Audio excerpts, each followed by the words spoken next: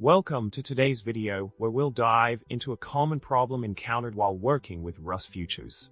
The issue arises when using std, sync, mpsc, receiver inside the pool method and deciding between while let and if let for receiving messages.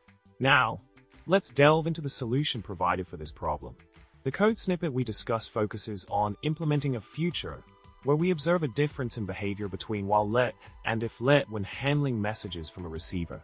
The key takeaway is that relying on continuous pooling in the pool function is not guaranteed, as most async runtimes only pool when progress has been made, as indicated by the waker and context.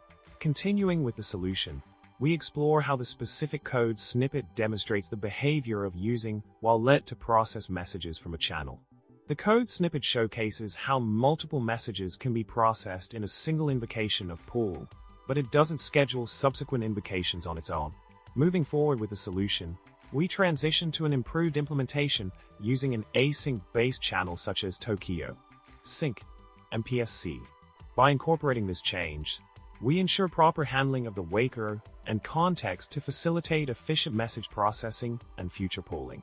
Furthermore, we see the final piece of the solution in action, where the updated implementation showcases the effective handling of message processing and future pooling using Tokio, sync, mpsc. This approach ensures that the waker is associated with the channel to trigger future pools when messages arrive, resulting in efficient processing.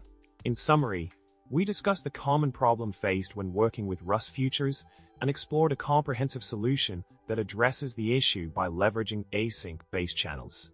Remember to subscribe for more insightful content, like if you found this video helpful, and leave a comment with your thoughts. Until next time, happy coding!